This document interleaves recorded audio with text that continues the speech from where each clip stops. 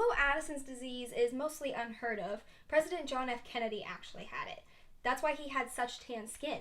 One of the main signs of Addison's disease is hyperpigmentation.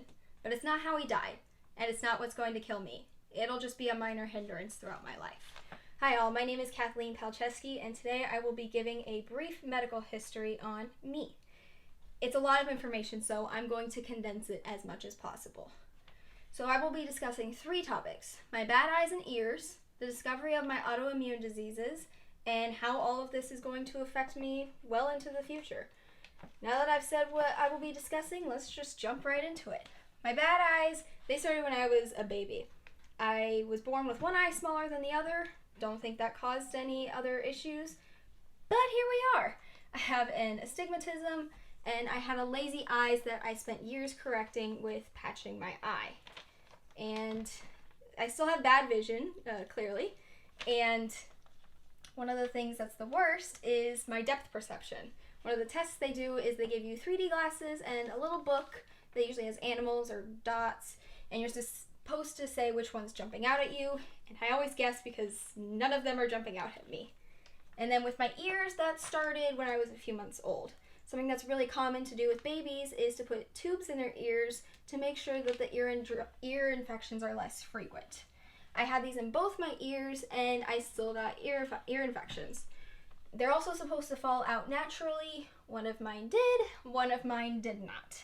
The one that did not had to be removed surgically, and I still got ear infections constantly. I had to go through tubes all over again, which caused a hole in my eardrum. So my eardrum had to be reconstructed. With my eyes, I still wear glasses. I'm gonna have to get them checked every year. And the lazy eye's mostly gone.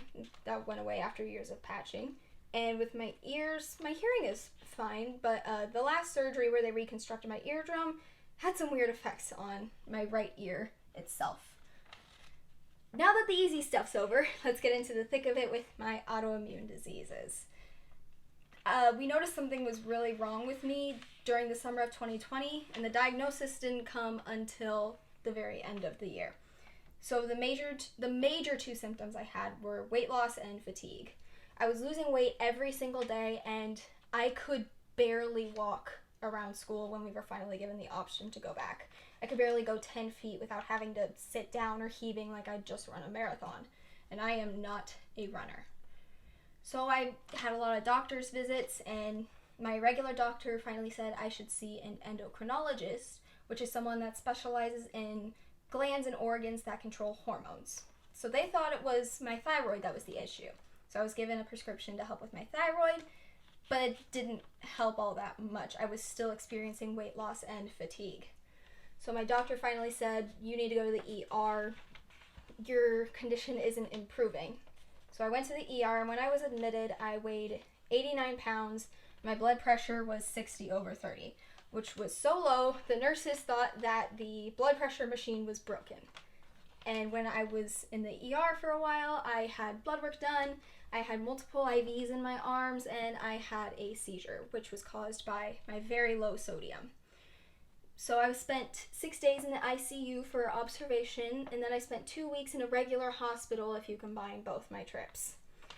It took a while for the doctors to figure out what was wrong, and they sent blood work to the Mayo Clinic, and they figured out that I had Addison's disease, and what I was experiencing was an Addisonian crisis, which is when the adrenal glands fail. So to help with that, they prescribed me hydrocortisone to help control it and regulate my body. And then I was sent home. And my endocrinologist wanted to check up, make sure everything was okay. And when I went to that appointment, I was not feeling good. So he sent me back to the hospital, and they found out that I needed medication to also regulate my sodium. So I'm now on 3 medications for my autoimmune diseases. And yeah, that's my discovery of my autoimmune diseases. So now let's talk about how all of that is going to affect me into my future. My eyes, I wear glasses. I have to get my prescription changed if it needs to be. And also cataracts runs in my family, so I need to make sure that nothing else is going wrong with my eyes. With my ears, my hearing is fine. My eardrum's fine now that it's been reconstructed. I do have a scar behind my right ear, and then my ear is also numb from the last surgery. I can't really feel it. And my autoimmune diseases will have the most impact on me. I take 3 medications, and they will affect my bone density and any future pregnancies that I may get. That was a lot of information, so I'm going to do a quick recap. So I have a lot of medical issues. I have bad eyes and ears.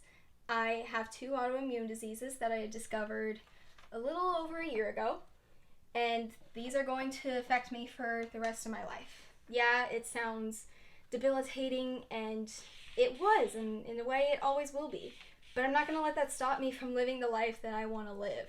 It just won't be like everyone else's. Who wants to be like everyone else anyways? Thanks for listening.